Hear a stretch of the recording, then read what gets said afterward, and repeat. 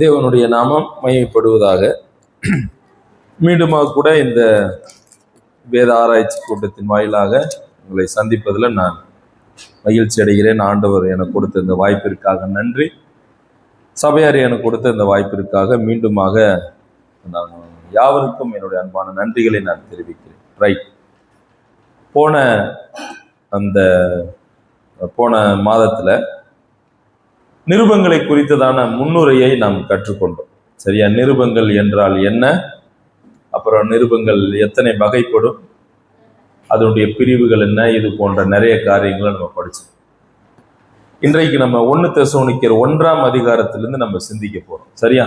So இந்த வாரம் இந்த நாளில் இருக்கக்கூடிய 10 வசனத்தை நாம் தியானிக்க போகின்றோம். சரி, இந்த 10 வசனத்தை தியானிப்பதற்கு முன்பதாக இன்னும் ஒரு 1-2 காரியங்கள் இந்த நிருபத்தை பற்றி நான் சொல்ல விரும்புகின்றேன். இந்த நிருபம் ஒவ்வொரு அதிகாரத்தினுடைய கடைசி பகுதிகளில் கிறிஸ்துவின் 2ஆம் வருகையை பற்றி சொல்லக்கூடிய ஒரு நிருபம். நான் சொன்னேன், ஆண்டவருடைய வருகையை குறித்து சொல்லக்கூடிய ஒரு நிருபம் எது அப்படின்னா இந்த நிருபம் தான். சரி, இதற்கு ஆதாரமா பாருங்க, ஒவ்வொரு அதிகாரத்தினுடைய கடைசி வசன பகுதிகளில் கிறிஸ்துவின் வருகையை பற்றி இருக்கும். பாருங்க, 1ஆம் அதிகாரம் வாங்க. 1ஆம் அதிகாரத்துல 10வது வசனம் பாருங்க. இயேசுவின் வருகையை பத்தி அதுல இருக்கா? யாராவது கண்டுபிடிச்சவங்க சொல்லுங்க பாப்போம். இருக்கா? 1:10, இயேசு பரலோகத்தில் இருந்து வருவதை நீங்கள் எதிர்பார்த்து கொண்டிருக்கிறீர்கள். சோ அப்ப 1ஆம் அதிகாரத்தில் கிறிஸ்துவின் வருகையை பத்தி இருக்கு. 2ஆம் அதிகாரம் வாங்க. 2ஆம் அதிகாரத்துல 19வது வசனம் பாருங்க.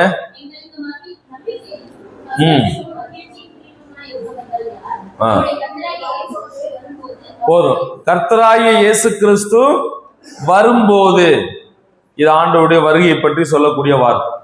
அப்ப 1ஆம் அதிகாரம் கடைசி பகுதி இயேசு கிறிஸ்துவினுடைய வருகையை பற்றி சொல்லுகிறது. 2ஆம் அதிகாரத்துல இருக்கக்கூடிய 19, 20 போன்ற வசனமும் அவருடைய வருகையை பற்றி சொல்லுது. 3ஆம் அதிகாரத்துக்கு வாங்க. 3ஆம் அதிகாரத்துல கடைசி வசனம்.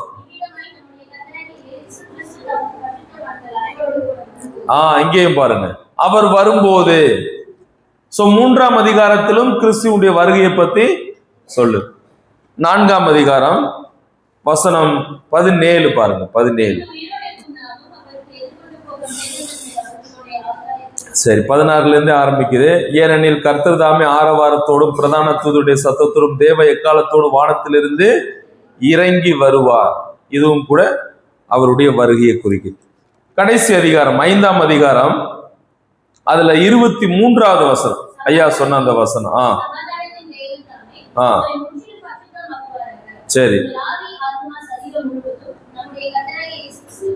எஸ். அப்ப இயேசு கிறிஸ்து வரும்போது, அப்ப இந்த நிருபத்தினுடைய சிறப்பம்சமே எது அப்படின்னா, ஒவ்வொரு அதிகாரத்திலையுமே என்ன இருக்கு? இயேசு கிறிஸ்துவுடைய வருகையை பற்றி சொல்லு. தெசலோனிக்கேயர் அப்படின்னு சொல்லும் போதே நமக்கு என்ன ஞாபகம் வரும்? இயேசு கிறிஸ்துவனுடைய வருகையை பற்றியதான நிருபம். அதே போல 1-2 தெசலோனிக்கேயரும் அப்படித்தான். சரி, அப்ப நமக்கு ஒரு சின்ன கேள்வி வருது. ஏன் இயேசு கிறிஸ்துவனுடைய உயிர்த்தெழுதலை, இயேசு கிறிஸ்துவனுடைய வருகையை பத்தி பவுல் இங்கே அதிகமா எழுதணும் அப்படின்னா, இதை போன்ற, அதாவது இதற்கேற்ற சில சூழ்நிலைகள் அந்த சபையில இருந்தது. சரியா? அதனால இயேசு கிறிஸ்துவுடைய வருகையை குறித்து அவர் என்ன செய்கிறார் அப்படின்னா எழுதுறார். நம்ம நோட்ஸ் உங்க கையில் எல்லாத்தையுமே இருக்கு. நீங்க இங்கே மட்டுமல்ல, நீங்க வீடுகளில் போய் பாருங்க. இது உங்களுக்கு யூஸ்ஃபுல்லா இருக்கும். இதுல எழுதலாம் நான் நடத்தலை, ஏன்னா நான் போன வாரமே நம்ம படிச்சாச்சு. இதுல ஃபர்ஸ்ட் பக்கத்துல பாருங்க, பவுலினுடைய பழக்க வழக்கங்கள். பவுலுடைய பழக்க வழக்கம் என்ன?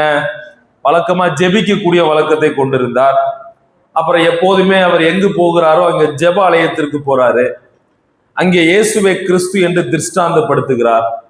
சரி, இப்ப இங்கே இயேசுவே கிறிஸ்து என்று திருஷ்டாந்தப்படுத்தும் போது, சுவிசேஷம் சொல்லப்பட்ட போது இந்த சபையில இந்த பகுதியில நிறைய பேர் ரட்சிக்கப்படுறாங்க. யார் யாரு? சில யூதர்கள், பக்தியுள்ள திரளான கிரேக்கர்கள், கணம் பொருந்திய ஸ்திரீகளில் அநேகர். இந்த தெசலோனிக்கே சபையை பத்தி அப்போஸ்தலர்ல எங்கே இருக்கு? யாராவது சொல்ல முடியுமா? இதனுடைய பின்னணி எங்க இருக்கு? அப்போஸ்தலர் 17:1 இருக்கு. அவர்கள் அம்பிபோலி அப்போலோனியா பட்டணத்தை கடந்து தெசலோனிக்கே பட்டணத்துக்கு வராங்க. அங்கே யூதருக்கு ஒரு ஜெபாலயம் இருக்கு. அங்கே பவுல் பிரசங்கம் பண்றாரு. வெறும் 3 வாரம் அநேகர் ரட்சிக்கப்படுறாங்க. சரி, அடுத்து இதனுடைய சிறப்பம்சமாகத்தான் நாம் இப்போது பார்த்தோம். ஒவ்வொரு அதிகாரத்தினுடைய கடைசி பகுதிகளில் கிறிஸ்துவின் வருகையை பற்றி பேசுது. 2வது சிறப்பம்சம் பாருங்க, அதிகமான இறையியல்களை பேசக்கூடிய ஒரு நிருபம் இது. இறையியல்கள் அப்படின்னு சொல்லும் போது தேவனை பற்றி படிப்பது, கிறிஸ்துவை பற்றி படிப்பது, பாவத்தை பற்றி படிப்பது, வேதத்தை பற்றி படிப்பது, வருங்காலத்தை பற்றி படிப்பது. ஸோ இது போன்றதான இறையியல்கள் இந்த நிருபத்தில், அதாவது மற்ற நிருபங்களை விட இந்த நிருபத்தில் அதிகமாக என்ன செய்யப்படுகிறது, சொல்லப்படுகிறதை நாம் பார்க்கலாம். சரியா? ரைட். அடுத்து 3வது பக்கம் எடுங்க. 3வது பக்கத்துல வரலாற்று சூழல், என்ன சூழ்நிலை இந்த நிருபம் எழுதப்படும் போது இருந்தது அப்படின்னா, பவுல் என்ன செய்கிறார் அப்படின்னா, இந்த தெசலோனிக்கே சபையை பலப்படுத்துவதற்காக உற்சாகப்படுத்த தீமோத்தேயுவை அனுப்பினார். இப்ப தீமோத்தேயு திரும்ப பவுல்கிட்ட வந்து அவர்களை பற்றி சில காரியங்களை சொல்றார். அதன் அடிப்படையில் இந்த நிருபத்தை எழுதுறார். என்ன வந்து சொன்னாரு? 3வது பக்கம் பாருங்க. அதாவது அவர்களோடு இருந்த மற்ற விசுவாசிகள் இறந்து போயிட்டாங்க, அதனால துக்கப்படுறாங்க. ஐயோ, எங்களோடு இருந்தவங்க, எங்க குடும்பத்தை சார்ந்தவங்க இந்த மாதிரி இப்ப இல்ல, இறந்து போயிட்டாங்க, அவர்களுடைய நிலை என்ன, அவங்க எங்கே இருப்பாங்க அப்படின்ற ஒரு குழப்பம் அவர்களுக்கு இருந்துச்சு. அப்புறம் பாத்தீங்கன்னா பவுலை பற்றி சில தவறான குற்றச்சாட்டு சொன்னாங்க.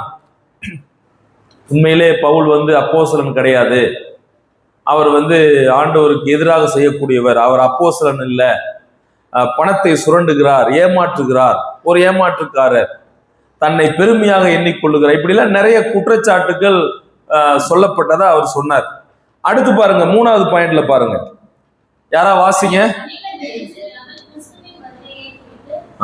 அவங்க வேலைக்கு போல, ஏன்னா இயேசு கிறிஸ்து திடீர்னு வந்துருவாரு, ஏற்கனவே நிறைய பேர் எங்களோட இருக்கிறவங்க இறந்து போயிட்டாங்க, நாங்க பாட்டுல வேலைக்கு போயிட்டா எங்களை எடுத்துட்டு போக மாட்டாரோ அப்படின்னு பயந்துக்கிட்டு சில பேர் வேலைக்கே போல. இப்ப பவுல் சொல்றாரு, அவங்கவுங்க வேலை செஞ்சு அவர்களுடைய கையின் பிரயாசத்தை அவங்க என்ன செய்யணும், சாப்பிடணும், சோம்பேறியா இருக்கக்கூடாது, எல்லாருமே வேலை செய்யணும் அப்படின்னு சொல்ற. அப்புறம் பாத்தீங்கன்னா 4ஆம் அதிகாரத்துல அவங்களுக்குள்ள சில வேசி மார்க்கத்தினுடைய அபாயம், அதாவது அசுத்தமான காரியங்கள் அவர்களுக்குள்ள வருவதற்கான ஒரு சூழல். அதனாலதான் நீங்க 4ஆம் அதிகாரம் நம்ம படிக்கும் போது நம்ம அதை தெரிஞ்சுக்கலாம். 4ஆம் அதிகாரம் 1வது வசனத்தை பாருங்களேன்.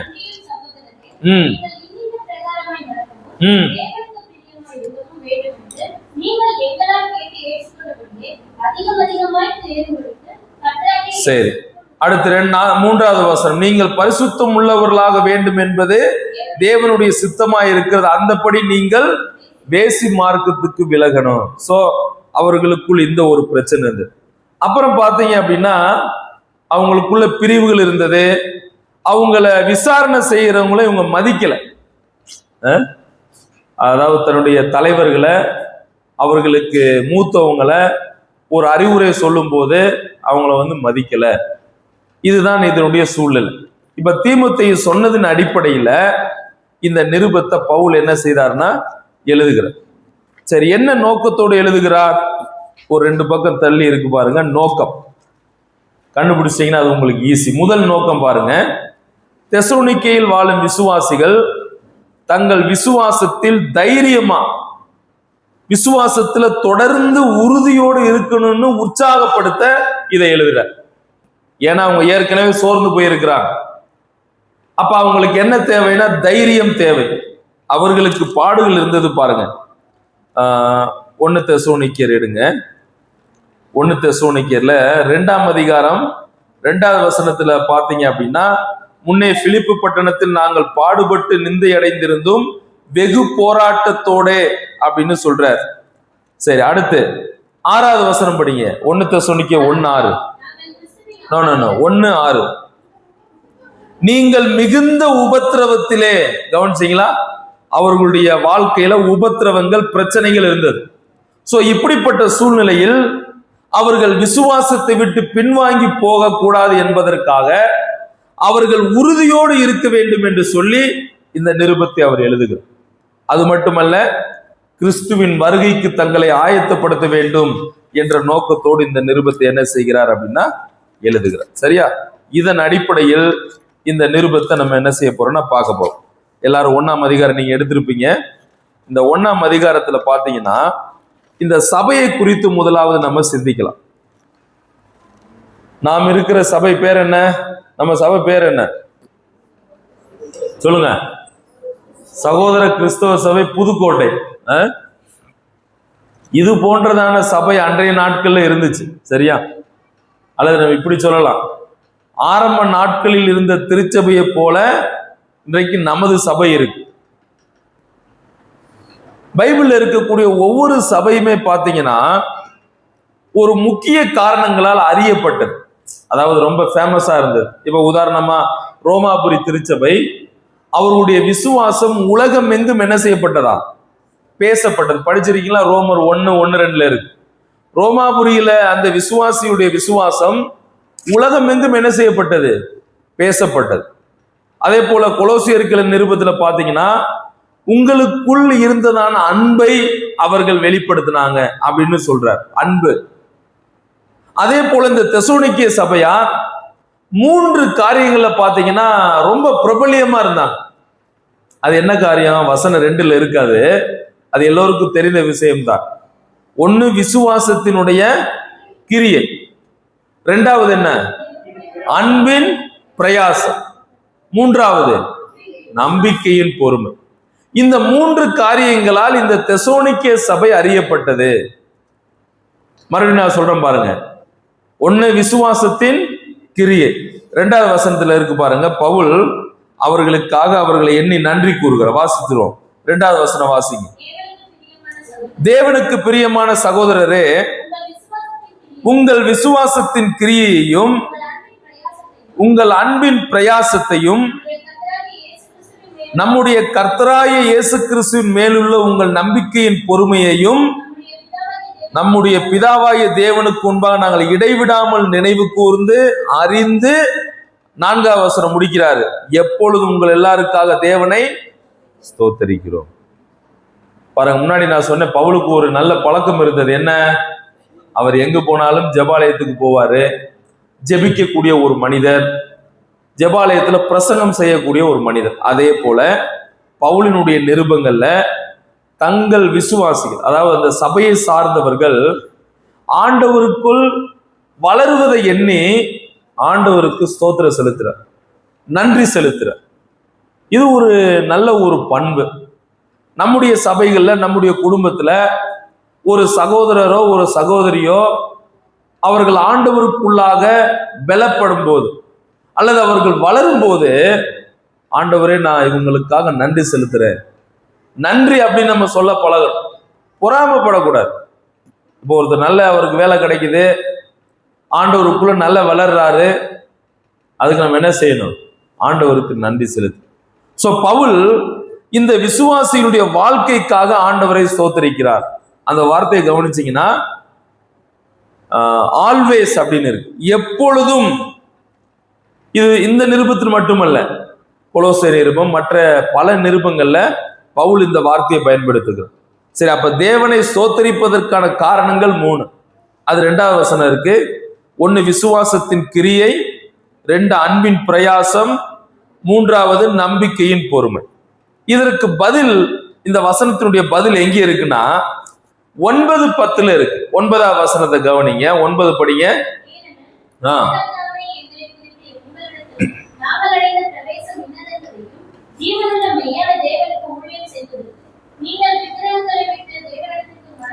ரைட். இந்த தெசலோனிக்கே சபையினுடைய விசுவாசத்தின் கிரியை என்ன? வசனம் 9ல இருக்கு. விக்கிரகத்தை விட்டு என்ன செஞ்சிருக்காங்க? மனம் திரும்பி இருக்காங்க. எல்லாருக்குமே விசுவாசம் இருக்கு. யாக்கோபு ரொம்ப அருமையா சொல்றார், கிரியை இல்லாத விசுவாசம் எப்படிப்பட்டதா? செத்தது. நம்ம எல்லாருமே தேவனுடைய பிள்ளைங்க, நம்ம எல்லாருக்குமே விசுவாசம் இருக்கு. we have faith. ஆனா நமக்கு we don't have work of faith. விசுவாசத்தின் கிரியை இல்லை. எனக்கு விசுவாசம் இருக்கு அப்படின்னு சொல்லிட்டு போக முடியாது. நமக்கு இருக்கக்கூடிய விசுவாசத்தை கிரியைகளில் என்ன செய்யணும்? காண்பிக்கணும். நான் தேவனுடைய பிள்ளை, நான் ரட்சிக்கப்பட்டவர். அப்ப அதை எப்படி காண்பிக்கணும்? என்னுடைய கிரியைகளில் நான் காண்பிக்கணும். காலையில ஒரு வசனம் படிச்சோம், வார்த்தையினாலாவது கிரியையினாலாவது நாம் எதை செய்தாலும் கர்த்தருடைய நாமத்தினாலே நாம் செய்ய வேண்டும். அப்ப நம்ம எல்லோருக்கும் விசுவாசம் உண்டு. ஆனால் அந்த விசுவாசத்திற்கு கிரியை அவசியம். பாருங்க, ஒரு மனிதன் ரட்சிப்படைவதற்கு கிரியை தேவையில்லை. எபேசியர் 2:8 யாராவது மனப்பாடமா சொல்ல முடியுமா? கிருபையினாலே விசுவாசத்தை கொண்டு ரட்சிக்கப்பட்டீர்கள், இது உங்களால் உண்டானதல்ல, மாறாக. அதுக்கு அடுத்த அவசரம் பாருங்க, 9 என்ன? ஒருவரும் பெருமை பாராட்டுவதற்கென்று எதுவும் இல்லை, ஏனென்றால் இது கிரியைகளினால் உண்டானது அல்ல. அப்ப ஒரு மனிதர் ரட்சிக்கப்படுவதற்கு கிரியை அவசியம் இல்லை. அவருடைய கிருபையும் விசுவாசமும் போதும். ஆனால் ரட்சிப்படைந்த தேவனுடைய பிள்ளைங்க அவர்களுடைய வாழ்க்கைய, அவர்களுடைய விசுவாசத்தை எப்படி காண்பிக்கணும்? கிரியைகள்ல காண்பிக்கணும். உங்களுக்கு புரிஞ்சிருக்குன்னு நான் நினைக்கிறேன். ஒரு மனிதர் ரட்சிக்கப்படுவதற்கு கிரியை அவசியம் இல்லை. ஆனால் ரட்சிக்கப்பட்டவர்கள் என்ன செய்யணும்? கிரியை செய்யணும். இப்ப தெசலோனிக்கே சபையில் இருந்தவர்கள், அவர்களுடைய விசுவாசத்தின் கிரியை என்ன? அதுதான் 9 வசன கடைசி. இப்ப பவுல் அங்கே போய் என்ன செய்யறாருன்னா பிரீச் பண்றார். பவுல் அவங்ககிட்ட ஆண்டவராகிய இயேசு கிறிஸ்துவை பற்றி, உண்மையான மெய்யான தேவனை பத்தி சொல்ற. அப்படி சொல்லும் போது அவர்களுடைய இருதயம் குத்தப்படும். நீங்க அப்போஸ்தலர் 2ஆம் அதிகாரத்துல இந்த 38 நீங்க படிச்சீங்கன்னா, பேதுரு பிரசங்கம் பண்றார் யூதர்களுக்கு. அப்படி பேதுரு பிரசங்கம் பண்ணும்போது அவர்களுடைய இருதயத்திலே குத்தப்பட்டு, தேவனுடைய வார்த்தையை ஒருவர் கேட்கும் போது நிச்சயமா இருதயத்தில் குத்தப்படும். அதனாலதான் இது இருபுறமும் கருக்குள்ள பட்டயம். அது பேசுபவர்களுக்கும் கேட்கக்கூடியவர்களுக்கும். அப்ப அவங்க தங்களுடைய இருதயத்தில் குத்தப்பட்டவர்களாகி, நாங்கள் என்ன செய்வது, நாங்கள் என்ன செய்ய வேண்டும் அப்படின்னு கேட்டார். நீங்கள் மனம் திரும்புங்கள். அதே போல பவுல்கிட்ட இந்த கேள்வி கேட்டார் சிறைச்சாலைக்காரன், ஆண்டவன்மாரே ரட்சிக்கப்படுவதற்கு நாங்கள் என்ன செய்ய? அப்ப பாருங்க, எங்கேயுமே தேவனுடைய வார்த்தை ஒரு மனிதனுடைய இருதயத்தில் பேசும்போது, அது அவருடைய பாவங்களை சுட்டி காண்பிக்கும் போது நாம் என்ன செய்ய வேண்டும் என்ற கேள்வியை அது எழுப்பும். அப்ப இங்கே அந்த விசுவாசத்தின் கிரியை என்பது, பவுல் அவர்களோடு பேசும்போது, சுவிசேஷத்தை அறிவிக்கும் போது தங்கள் இருதயத்தில் குத்தப்பட்டு, தாங்கள் இதுவரைக்கும் உண்மையான தேவனை வணங்கவில்லை, பின்பற்றவில்லை என்பதை அறிந்தவுடன், நாங்கள் பொய்யான தேவனை பின்பற்றுகிறோம் என்று அறிந்து வசனம் பேசப்பட்ட போது, குத்தப்பட்ட போது, அவர்கள் விக்கிரகங்களை விட்டு தேவனிடத்திற்கு என்ன செஞ்சாங்க? அதுதான் விசுவாசத்தின் கிரியை.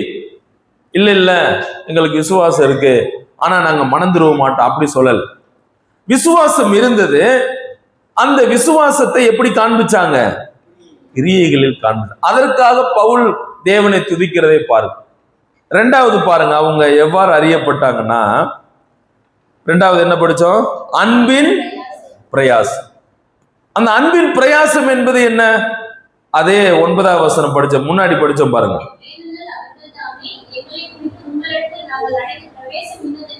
இன்னதென்பதையும் கவனிங்க, ஜீவனுள்ள மெய்யான தேவனுக்கு ஊழியம் செய்வதற்கு செஞ்சாங்க. அதுதான் அன்பின் பிரயாசம். அதை இப்படி சொல்லலாம்.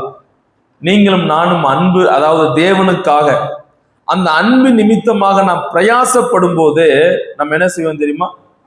ஆண்டவருடைய ஊழியங்கள்ல நம்ம ஈடுபடும். நான் எதை ஆகிலும் அல்லது எப்படி ஆகிலும் ஆண்டவருடைய ஊழியத்தில் நான் ஈடுபடுவேன், அங்கே என்னுடைய பங்கு இருக்க வேண்டும், நான் தேவனுடைய ஊழியத்தை செய்ய வேண்டும் என்கின்றதான அந்த பாரம் நமக்கு வரும், அந்த சித்தம் விருப்பம் நமக்கு வரும். இவங்க என்ன செஞ்சாங்க? ஜீவனுள்ள மெய்யான தேவனுக்கு ஊழியம் செய்ய நினைச்சாங்க, செஞ்சாங்க. ஊழியம் செய்வதற்கு அப்படின்னு படிக்கும். இதுவரைக்கும் ஒன்றுமே இல்லாத, எந்த ஒரு நன்மை செய்யாத, பேசாத, பார்க்காத விக்கிரகங்களை வணங்கிட்டு வந்தவங்க இப்ப உண்மை என்ன அப்படின்னு அவங்களுக்கு தெரியுது. ஆண்டவராகிய இயேசு கிறிஸ்துவே மெய்யான தேவன் என்பதை அறிந்து கொண்டு அந்த ஜீவனுள்ள தேவனுக்கு நாங்கள் ஊழியம் செய்ய விரும்புகிறோம். ஏன்னா இதுவரைக்கும் நாங்க சத்தியத்தை அறியாமலேயே மற்ற சில காரியங்களுக்காக நாங்கள் ஊழியங்கள் செய்தோம். ஆனால் இப்போது உண்மையான தேவனை நாங்கள் அறிந்திருக்கிறோம். அந்த அன்பு எங்களை நெருக்கி ஏவுகிறது. என்ன? நாங்கள் எப்படியாயிலும் ஆண்டவருக்கு ஊழியம் செய்வோம். அவர் யாரு? அவர் ஜீவனுள்ள மெய்யான தேவன். Even he lives today. அவர் இன்றைக்கும் ஜீவிக்கிறவர். அவரே மெய்யான தேவன். அப்ப அந்த சத்தியத்தை அறிந்து கொண்டதால் அவருக்கு ஊழியம் செய்யணும் அப்படின்னு நினைச்சாங்க. இந்த வார்த்தை நீங்க நிச்சயமா கேள்விப்பட்டிருப்பீங்க. ஊழியம் செய்தல். ஊழியம் என்பது என்ன? மறுபடியும் கொலோசியர் 3:17 நம்ம படிச்சோம் இல்லையா? நாம் எதை செய்தாலும் கர்த்தருடைய நாமத்திற்காக செய்யணும். அப்ப கர்த்தருடைய நாமத்தினாலே, கர்த்தருடைய நாமத்தை முன்னிட்டு நாம் என்னவெல்லாம் செய்கிறோமோ அதெல்லாம் என்ன? இப்ப நமக்கு ஒரு டீ பிரேக்ல டீ கிடைச்சது, வடை கிடைச்சது. நம்ம செல்வராஜ் எங்களுக்கு கஷ்டப்பட்டு போய் வடையை வாங்கிட்டு வந்தாரு. என்னை விட்டா போயிருக்க மாட்டேன், எல்லாரும் போவோம். அப்ப பாருங்க, ஒரு சிறு சிறு விஷயம் ஆண்டவருக்காக நாம் செய்வது அது ஊழியமாக கருதப்படுகிறது. ஒருவேளை நீங்க இந்த சர்ச்சை கூட்டி பெருக்கக்கூடியதா இருக்கலாம், அல்லது சேர்ஸ் அரேஞ்ச் பண்ணக்கூடியதா இருக்கலாம், ஒருவரை ஆண்டவருக்குள்ளாக வழிநடத்தக்கூடியதாக இருக்கலாம், ஏன் ஆண்டவரை பத்தி மற்றவங்களுக்கு சொல்லக்கூடியதா இருக்கலாம், ஒரு அட்வைஸ் பண்ணக்கூடியதா இருக்கலாம். நாம் எதையெல்லாம் ஆண்டவருடைய நாமத்திற்காக செய்கிறோமோ அது ஊழியமாக இருக்கு.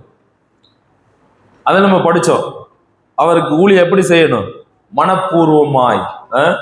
ஏதோ மனிதர்களுக்காக அல்லது பெயர் எடுக்க வேணும் அப்படின்னு இல்லை, மனிதர்கள் பார்க்கிறார்களே என்று அல்ல, நாம் கபடமில்லாத இருதயத்தோடு நாம் தேவனுக்கு செய்கிறோம் என்பதை உணர்ந்து நாம் செய்யணும். அப்ப இந்த விசுவாசிகள் அன்பின் பிரயாசத்தினால் அறியப்பட்டார்கள். அன்பு இருந்தது, அந்த அன்பு பிரயாசப்படும். நீ 1 கொரிந்தியர் 13ஆம் அதிகாரத்துல அன்பினுடைய குணாதிசயங்கள் இருக்கு. எடுங்களேன், 1 கொரிந்தியர் 13ஆம் அதிகாரத்துல அன்பு என்னெல்லாம் செய்யாது, என்ன செய்யும் அப்படின்னு இருக்கு பாருங்க. கடைசி அதிகாரத்துக்கு ஒரு 3 அதிகாரத்துக்கு முன்னாடி 1 கொரிந்தியர் 13ஆம் அதிகாரம். இந்த அதிகாரம் பார்த்தீங்கன்னா this is called the love chapter, அன்பினுடைய அதிகாரம். சரி, இப்ப 1 கொரிந்தியர் 12ல பாத்தீங்கன்னா 12லயும் 14லயும் என்ன இருக்கு? ஆவிக்குரிய வரங்களை பத்தி இருக்கு. நல்லா கவனிங்க. 12ஆம் அதிகாரம் 14ஆம் அதிகாரம் ஆவிக்குரிய வரங்கள். இந்த ஆவிக்குரிய வரங்களுக்கு இடையில வரக்கூடிய அதிகாரத்துல அன்பை பத்தி பேசுற. அப்ப என்ன அர்த்தம்? நீ எவ்வளவுதான் பேசினாலும், நீ எவ்வளவுதான் செஞ்சாலும் அன்பு இல்லாம எதுவும் இல்லை. அப்ப அதை வலியுறுத்தி காண்பிக்கிற அந்த ஆவிக்குரிய வரங்களின் முக்கியத்துவம் நீங்கள் அறிந்து, அப்படி அறிந்தவர்களா இருந்தாலும் நீங்கள் அதை பயன்படுத்தினாலும் அன்பு இல்லாமல் அதை செய்ய முடியாது. சோ இந்த அன்பு பாத்தீங்கன்னா தேவனுடைய குணாதிசயத்தை பிரதிபலிக்கும். Love reflects God's character. அது மட்டுமல்ல, வசனம் 1-3 பாருங்க. Without love everything is nothing. அன்பில்லாமல் வேறு எதுவும் இல்லை, அது பிரயோஜனம் இல்லை. வசனம் 4-7 பாருங்க. the qualities of love. அன்பினுடைய தன்மை, குணாதிசயங்கள் என்ன? அன்பு நீடிய சாந்தமும் தயவும் உள்ளது, அதுக்கு பொறாமை இல்லை, தன்னை புகழாது, இருமாப்பு இராது, அயோக்கியமானதை செய்யாது, தற்பொழிவை நாடாது, சினமடையாது, தீங்கு நினையாது, அநியாயத்துல சந்தோஷப்படாது, சத்தியத்தில் சந்தோஷப்படும், சகலத்தை தாங்கும், விசுவாசிக்கும், சகலத்தையும் நம்பும், சகலத்தையும் சகிக்கும். பாருங்க, இதுதான் இந்த அன்பினுடைய குணாதிசயங்களாக இங்கே இருக்கிறது. சரி, இந்த அன்பு அப்படின்ற வார்த்தை நிச்சயமா நீங்க முன்னாடியே கேள்விப்பட்டிருப்பீங்க. இந்த 13ஆம் அதிகாரத்தில் சொல்லப்படக்கூடிய அன்பு எது அப்படின்னா அகாப்பே லவ், தெய்வீக அன்பு, தேவன் நம்மீது காண்பிக்கின்ற அந்த அன்பு. அப்ப அகாப்பே அப்படின்னு சொல்லக்கூடிய அந்த அன்பு இவ்வாறெல்லாம் செய்யும், பிறரை மன்னிக்கும், அது சினமடையாது, பொறாம கொள்ளாது. காலையில கூட இந்த வார்த்தையை நம்ம சிந்தித்து. சரி, ரைட். அப்ப மறுபடியும் நம்ம 1 தெசலோனிக்கேயருக்கு வருவோம். இரண்டாவது பாத்தீங்கன்னா அன்பினுடைய பிரயாசம் அவங்களுக்கு இருந்தது. மூன்றாவது அந்த வசனத்தை பாருங்க, நம்பிக்கையினுடைய பொறுமை. அது எங்க இருக்கு? வசனம் 10 அதற்கான பதில். அவர் மரித்தோரில் இருந்து எழும்பினவரும் இனி வரும் கோபாக்கினை என்று நம்ம நீங்களாக்கி ரட்சிக்கிறவருமாய் இருக்கிற அவருடைய குமாரனாகிய இயேசு பரலோகத்திலிருந்து வருவதை நீங்கள் எதிர்பார்த்து கொண்டிருக்கிறீர்கள். இதுதான் அவருடைய நம்பிக்கையின் பொறுமை. ஆண்டவராய் இயேசு கிறிஸ்து வரப்போகிறார். இயேசு கிறிஸ்து பரமேறி சென்ற போது இதே வார்த்தையை சீசர்கள் சொல்லிட்டு போறார். நான் எப்படி போனேனோ அதுபோல் நான் என்ன செய்வேன், அவர் வருவார். சரி, இந்த வார்த்தை எப்ப சொல்லப்பட்டது? இப்ப ஆண்டவரே சொல்றாரு வெளிப்படுத்தின விசேஷத்துல, இதோ நான், சொல்லுங்க, இதோ நான், behold I am coming so quickly. அது எப்ப சொன்னாரு? 2000 வருஷத்துக்கு முன்னாடி. ஆனா இன்னைக்கு நம்ம ஆண்டோடைய வருகை எதிர்பார்க்கும். இந்த விசுவாசிகள் பாருங்க, நம்பிக்கை எல்லாருக்குமே இருக்கு. சில நேரங்கள்ல பாத்தீங்கன்னா இந்த நம்பிக்கையில தளர்ந்து போயிடும். நம்ம ஒரு விஷயத்த நம்பிக்கைய வச்சு இதை செய்வோம், இதை செஞ்சா இது நல்லா ஆகும், இதை செஞ்சா இப்படி ஆகும் நம்ம செய்வோம். ஆனா அது நடக்காது. உடனே நம்முடைய நம்பிக்கை என்ன செஞ்சிருது? தளர்ந்து போயிரு, சோர்ந்து போயிரு. இவங்க அப்படிதான் இருந்தாங்க சில நேரங்கள்ல. ஐயோ, எங்களோடு இருந்தவங்க இறந்து போயிட்டாங்க, அவங்களுடைய நிலை என்ன, ஆண்டவர் எப்போ வர போறாரு அப்படின்ற ஒரு சந்தேகங்கள்லாம் அவங்கள்ட்ட இருந்தது. பவுல் அவங்கள கரெக்ட் பண்றார். அப்ப மூன்றாவது அவங்கள பார்க்கும்போது நம்பிக்கையினுடைய பொறுமை என்ன? இயேசு பரலோகத்தை, அவருடைய குமாரனாகிய இயேசு பரலோகத்திலிருந்து வருவதை எதிர்பார்த்தார்கள். இன்னைக்கு கூட நிறைய பேர் நம்ம ஆண்டவரை எதிர்பார்க்கிறாங்க. எதுக்கு? இப்ப பாத்தீங்கன்னா சில பேர் வியாதியா இருக்கிறவங்க, பலவீனமா இருக்கிறவங்க, ஆண்டவர் வந்துட்டாலும் இதோட இது ஒரு முற்றுப்புள்ளி ஆயிருப்பா, நமக்கு எந்த ஒரு பிரச்சனை இல்லை அப்படின்னு எதிர்பார்க்கிறோம். சரி, இப்போ ஒரு கேள்வி. இப்போ மணி 12:35 ஆக போகுது. ஆண்டவர் 12:45 வர்றாருன்னு சொல்றாருன்னு வைங்க. 12:45 ஆண்டவர் வர போறாரு. எத்தனை பேர் அவரை ஏற்றுக்கொள்ள தயாரா இருக்கீங்க? கை தூக்கு. ஏன்னா நம்ம எல்லாரும் சர்ச்சில் இருக்க, அப்படியே போனா நல்லது. ஒருவேளை ஜோயல்கிட்ட கேட்போன்னு வைங்க. ஜோயல் சொல்லுவார், இப்போதான் நான் காலேஜ் சேர்ந்துருக்கேன், நல்லா படிச்சு முடிச்சுக்கிறேன். இப்ப ஜோனத்தனுக்கு ஆசை இருக்கு, நான் காலேஜுக்கு போகணும். ஸ்கூல்ல தானே படிக்கிற, நான் ஆண்டவர் அதுக்கு முன்னே வரீங்க, நான் ஸ்கூல் காலேஜ் சேர்ந்தவனு வரக்கூடாதா? யாராவது வீடு கட்டிக்கிட்டு இருக்கீங்களா? நான் ஒரு 2 ரூம் கட்டிக்கிட்டு இருக்கோம். ஒரு ரூம்ல நான் கட்டி உள்ள போயிடணும்னு ஆசைப்பட்டேன், வந்துட்டீங்களா ஆண்டவர்? ஒருவேளை அடுத்த வாரம் யாருக்காவது கல்யாணம் பிக்ஸ் ஆயிருக்கு, எங்க இன்னைக்கு காலேஜுக்கு ஒரு பொண்ணு போகுது, காலேஜ் எப்படி இருக்குன்னு போய் பார்க்கறதுக்கு முன்னா வந்துடுறீங்களா ஆண்டவர்? எல்லாருக்கும் விருப்பம் இருக்கு, ஆண்டவர் எதிர்பார்க்கிறோம். ஆனால் சில வேளைகளை நாம் தயங்குகிறோம். சரியா? we are not ready to go with him. நமக்கு என்று சில கமிட்மெண்ட் இருக்கு. ஆண்டவரே, என் குடும்பத்துல எல்லாரும் இங்க வரல, கொஞ்சம் வெயிட் பண்ணுங்க, அவங்களையும் கூட்டிட்டு வந்துடுறேன். சரி, அப்ப ஆண்டவருடைய வருகையை அவங்க எதிர்பார்க்கிறத நம்ம பார்க்கணும். ரைட். அப்ப இந்த 3 காரியங்களினால் அவர்கள் அறியப்பட்டாங்க.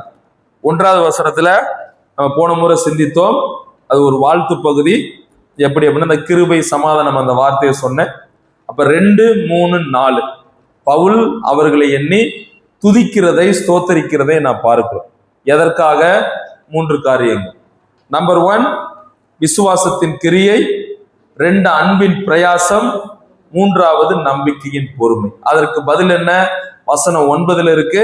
அவருடைய விசுவாசத்தின் கிரியை என்பது விக்கிரகங்களை விட்டு மனம் திரும்புது. விசுவாசம் இருந்தது, அந்த விசுவாசத்தை என்ன செஞ்சாங்க? கிரியைகள்ல காண்பிச்சாங்க. சோ நமக்கு விசுவாசம் உண்டு அப்படின்னா கிரியைகளில் காண்பிக்கணும். அதைத்தான் யாக்கோபு நான் சொன்னேன், கிரியை இல்லாத விசுவாசம் செத்து. அதுல ஒரு வார்த்தை சொல்றாரு, வீணான மனுஷனே. இப்போ ஒரு சகோதரர் முடியாம இருக்கிறார், ஒரு சகோதரர் உங்கள்கிட்ட ஒரு ஹெல்ப் கேட்டு வர்றாரு அப்படின்னா, உனக்கு நீ ஆண்டோடைய பிள்ளை தானே, உனக்கு விசுவாசம் இருக்கு, பயப்படாத அப்படி சொல்லக்கூடாது.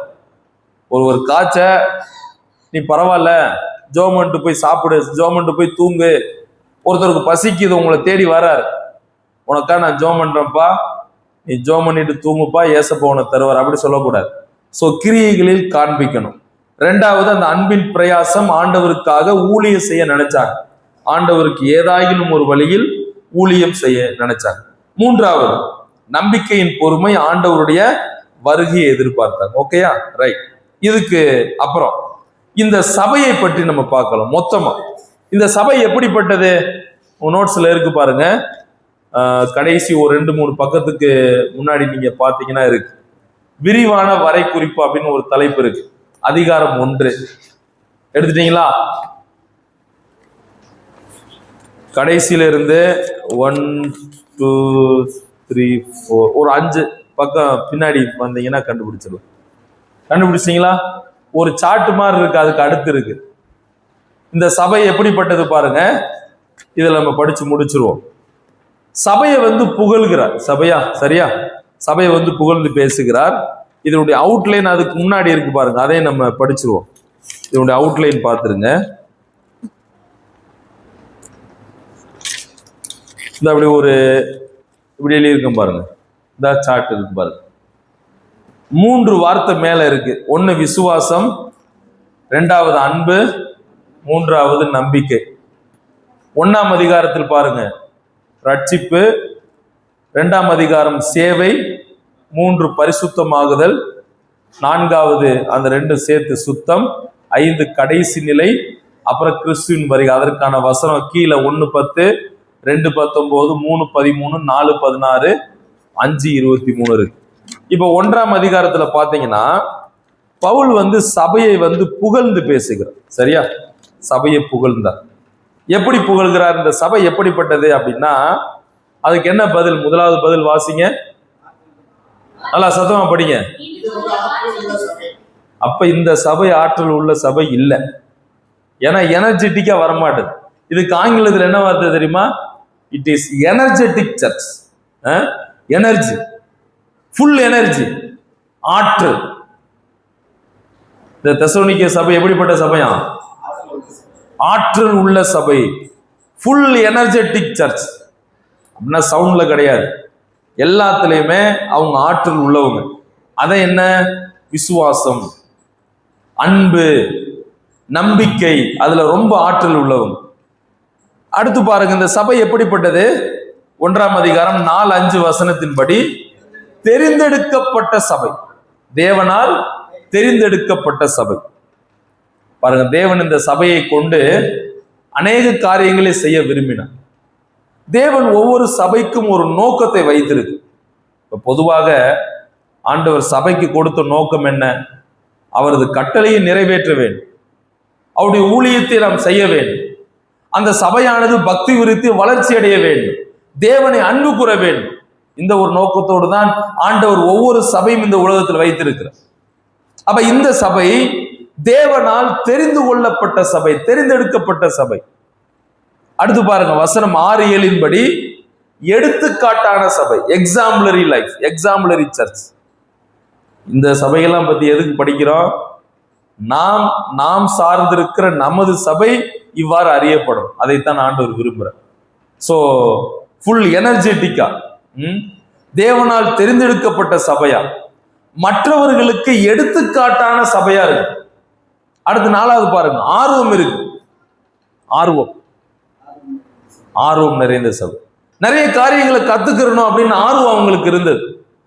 ஆண்டவருக்காக ஏதாயிலும் செய்யணும் அப்படின்ற ஆர்வம் இருந்தது. கடைசி பாருங்க, ஆண்டவரை என்ன செஞ்சாங்க? எதிர்பார்த்த சபை. ரொம்ப அருமையான சபை, இதை விட வேற எதுவும் வேணாம். ஏன்னா நல்ல எனர்ஜெட்டிக்கா இருந்தாங்க, எல்லா கூட்டங்களுக்கு கலந்துக்கணும்னு நினைச்சாங்க, நிறைய சிறப்பு கூட்டங்கள்லாம் வைக்கணும்னு நினைச்சாங்க. ஆண்டவரால் தெரிந்து கொள்ளப்பட்ட சபை மற்றவர்களுக்கு எடுத்துக்காட்டாக வாழ்ந்தார். மற்றவங்க பார்த்து பரவாயில்ல, இந்த தெசலோனிக்கே சபையார் குறிப்பாக 3 காரியங்களை சிறந்து விளங்குனாங்க அப்படின்னு எடுத்துக்காட்டாய் வாழ்ந்தாங்க. அவங்ககிட்ட ஆர்வம் இருந்தது, தேவ வார்த்தையை கற்றுக்கொள்ள என்ற ஆர்வம் இருந்தது. ஆண்டவரை எதிர்பார்த்து வாழ்ந்தார், அதாவது உண்மையான எதிர்பார்ப்பு. ஆண்டவர் வரப்போகிறார். அதனாலதான் அந்த 5 அதிகாரங்கள்லயுமே சொல்றார் கடைசி பகுதியில். சரி, இதுதான் இந்த சபை. அடுத்து பாருங்க, இந்த விசுவாசிகள் எப்படிப்பட்டவங்க? ஃபர்ஸ்ட் பாயிண்ட் யாரா வாசிங்க. அதை நம்ம வாசிட்டோம், அதை நம்ம படிச்சிட்டோம். விசுவாசத்தில் கிரியை காண்பிச்சாங்க. 2வது படிச்சிட்டோம், 3வது படிச்சிட்டோம். 4வது படிங்க. தேவனால் தெரிந்து கொள்ளப்பட்டவர்கள். இந்த வார்த்தை பாத்தீங்கன்னா நிறைய இடங்கள்ல இருக்கு. எபேசியர் வாங்களேன். எபேசியர் 1ஆம் அதிகாரத்துல தேவன் நம்மை எவ்வாறு தெரிந்து கொண்டார் அப்படின்னு இருக்கு. வசனம் 4 படிங்க. எபேசியர் 1:4 படிங்க.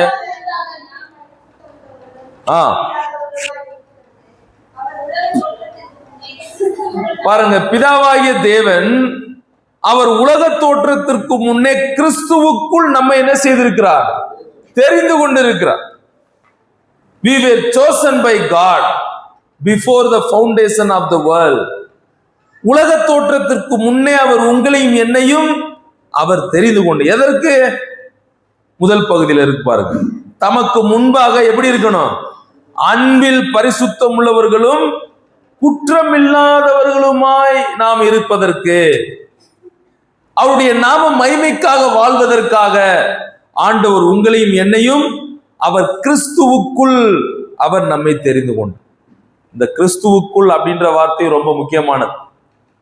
கிறிஸ்துவுக்குள் நீங்களும் நானும் தெரிந்து கொள்ளப்பட்டிருக்கிறோம். இதே எபேசியர்ல பாருங்க, நிறைய வார்த்தைகள் வருது.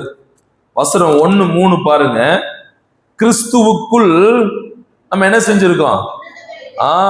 ஆவிக்குரிய ஆசீர்வாதங்களினால் ஆசீர்வதிக்கப்பட்டிருக்கிறோம்.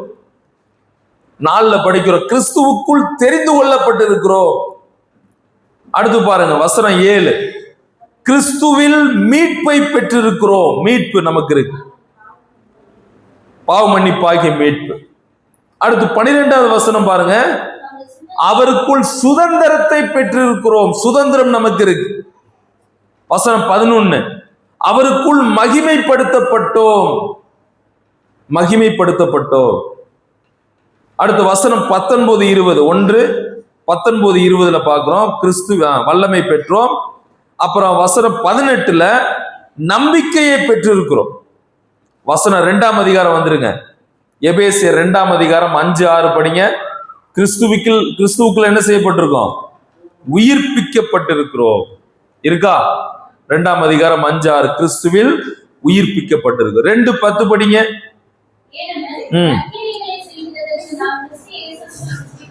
அவருக்குள் நற்கிரியைகள் செய்ய சிருஷ்டிக்கப்பட்டிருக்கிறோம். இந்த வார்த்தை நான் முன்னாடி சொன்னேன். ரட்சிக்கப்படுவதற்கு நற்கிரியை அவசியம் இல்லை, ஆனால் ரட்சிக்கப்பட்ட நாம் நற்கிரியைகளை செய்ய வேண்டும். அதைத்தான் தேவன் விரும்பும். சரி, மறுபடியும் வந்துருங்க. அப்ப இந்த விசுவாசிகள் விசுவாசத்தில் கிரியை காண்பித்தார்கள், அன்பில் பிரயாசப்பட்டார்கள், நம்பிக்கையில் பொறுமையுள்ளவங்களா இருந்தாங்க, தேவனால் தெரிந்து கொள்ளப்பட்டவர்கள். அவர்கள் மட்டுமல்ல, இங்க இருக்கிற நீங்களும் நானும் தேவனால் தெரிந்து கொள்ளப்பட்டிருக்கிறோம். உலக தோற்றத்திற்கு முன்னே அவர் நம்மை முன்குறித்திருக்கிறார், நம்மை தெரிந்து கொண்டிருக்கிறார். எதற்காக? நாம் பரிசுத்தமாய் ஜீவிக்க, குற்றம் இல்லாமல் நாம் வாழ, அவருடைய நாமம் மகிமைக்காக ஜீவிக்க, அவரை நாம் பிரசுரப்படுத்த, நாம் அவரை குறித்து சொல்ல அவர் நம்மை தெரிந்து கொண்டிருக்கு. அடுத்து இந்த விசுவாசிகள் எப்படிப்பட்டவங்க? வசனம் 5வது வசனம் படிங்க. 1 தெசலோனிக்கர் வந்துருங்க.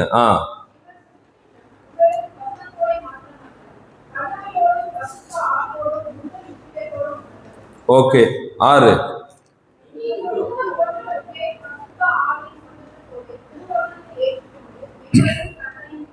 போதும்.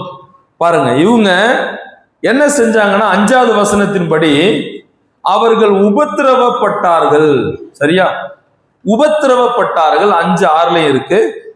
அப்ப உபத்திரவப்படக்கூடியவர் ஆண்டவருக்காக பாடுகளை அனுபவிக்க கூடியவங்க. அடுத்து அதே வசனத்துல பாருங்க, திருவசனத்தை எப்படி ஏற்றுக்கொண்டாங்க? சந்தோஷத்தோட, ஆவியானவர் கொடுக்கக்கூடிய சந்தோஷத்தோட அவர்கள் ஏற்றுக்கொண்டாங்க. அப்ப அவருடைய வாழ்க்கையில பாடுகள் இருந்தது. நல்லா கவனிங்க, முடிச்சிடலாம்.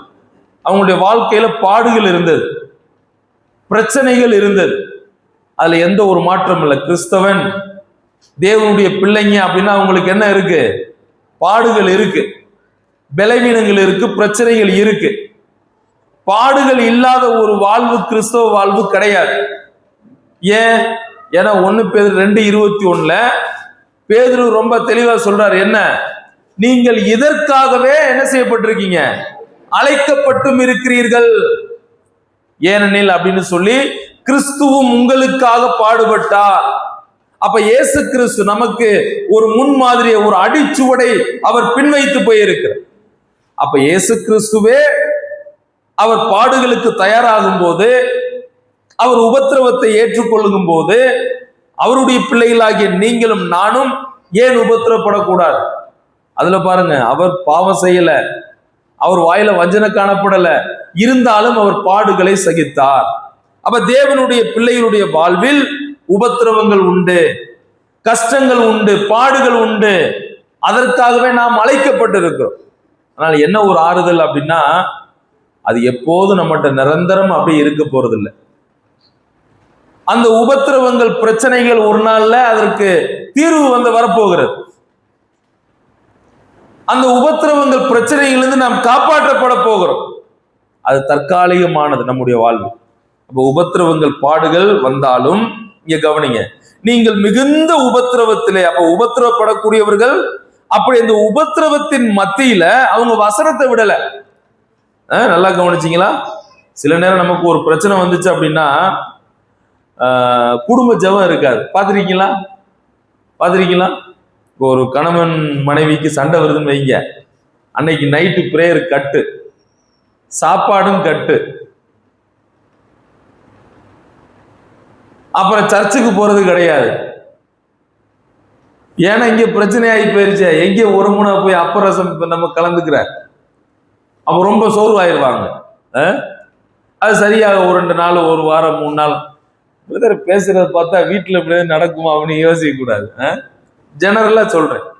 அப்படித்தானே சிஸ்டர்? அப்ப பாருங்க, இவர்களுக்கு மிகுந்த உபத்திரவம் இருந்தாலும் பரிசுத்த ஆவியின் சந்தோஷத்தோட திருவசனத்தை ஏற்றுக்கொண்டார்கள். அது ரொம்ப முக்கியம். அடுத்து பாருங்க, தேவனை பின்பற்றக்கூடியவர்கள், அவங்க எல்லா விதத்திலும் தேவனையே முன்வைத்து பின்பற்றுறாங்க. அடுத்து வசனம் 7வது வசனம் படிங்க. இவ்விதமாய் மக்கதோனியாவிலும் அகாயாவிலும் உள்ள விசுவாசிகள் யாவருக்கும் எவ்விதமாய் அவங்க மற்றவங்களுக்கு எக்ஸாம்பிளா இருந்தாங்க. ஏன்னா முன்னாடியே படிச்சோம், இந்த சபை எடுத்துக்காட்டான சபை நான் சொல்லியிருந்தேன். அப்ப இந்த எடுத்துக்காட்டான சபை எவ்வாறு மாதிரியா இருந்தாங்க அப்படின்னா, அவங்களுக்கு உபத்திரவம் இருந்துச்சு, பாடுகள் இருந்தது, பிரச்சனைகள் இருந்தது, இருந்தாலும் அவங்க ஆண்டவரை விட்டு பின்வாங்கி போல. அப்படி உபத்திரவங்கள், பிரச்சனைகள், பாடுகளுக்கு மத்தியிலும் திருவசனத்தை அவர்கள் ஏற்றுக்கொண்டு ஆண்டவரை பின்பற்றினாங்க. நம்ம குடும்ப கதையை நான் சொன்னேன். அப்ப பிரச்சனைகள் வரும்போது நம்ம ஆண்டவரை விட்டு பின்வாங்கி போகக்கூடிய ஒரு சூழல், ஒரு ஜெபிக்க முடியாத கூட ஒரு நிலை ஏற்படுகிறது. ஆனால் இவர்களை பாருங்கள், உபத்திரவங்கள், பிரச்சனைகள் வந்தாலும் ஆவியானவருடைய சந்தோஷத்தோட தேவ வசனத்தை ஏற்றுக்கொண்டு, அந்த வார்த்தையை பாருங்க, சந்தோஷத்தோடு ஏற்றுக்கொண்டாங்க. சந்தோஷத்தோட ஏற்றுக்கொண்டு கர்த்தரையும் கர்த்தரையும் பின்பற்றி போனார்கள். பின்பற்ற அவர்கள் தயாரா இருந்தாங்க. அப்ப மற்றவர்களுக்கு எடுத்துக்காட்டான ஒரு வாழ்வு. அதைத்தான் 7வது வசனத்தை நம்ம பார்க்கணும். அடுத்து அதே 8வது வசனத்தை வாசித்துருங்க. 8வது வசனம். அடுத்து கவனிங்க, இந்த சபையிலிருந்து, இந்த தெசலோனிக்கே சபையிலிருந்து கர்த்தருடைய வசனம் எங்கே போச்சு? சரி, இப்ப நம்ம ஓயாம இந்த 2 இடத்துல வருது, மக்கதோனியா நாட்டு சபைகள் அப்படின்னா ஒரு 2-3 சபைகள் சேர்ந்த ஒரு பகுதி. பிலிப்பி அந்த பகுதி, அப்புறம் தெர்பை, லீஸ்திரா, இங்கு இருக்கக்கூடிய சபைகளுக்கு பேரு என்னன்னா மக்கதோனியா நாட்டு சபைகள்னு பேர். அப்ப இந்த மக்கதோனியா பகுதியில் உள்ள சபைகள்ல கர்த்தருடைய வசனம் இவர்கள் மூலமாக துணித்தது. மறுபடியும் வாசித்துருவோம். 8வது வசனம். எப்படி எனில் உங்களிடத்தில் இருந்து போதும். அப்ப தேவ வார்த்தை ஒருவருக்கு சொல்லுவதற்கு இந்த சபையில இருந்தவங்க, இந்த தெசலோனிக்க சபை காரணமா இருந்தது. சரியா? இதெல்லாம் எதுக்கு நம்ம படிக்கிறோம்? நம்ம சார்ந்திருக்கக்கூடிய சபை, நம்ம சார்ந்திருக்கக்கூடிய விசுவாசிகள் இப்படிப்பட்டவங்களாம் மாறணும். அதுக்காக தான் படிக்கிறோம். நம்ம தினந்தோறும் இயேசு கிறிஸ்துவை போல அவரை போல மாற நாம் முயற்சி செய்கிறோம். அப்ப இந்த சபை, இந்த விசுவாசிகள், அது போலத்தான் இன்றைக்கு நாமும் இருக்கிறோம்.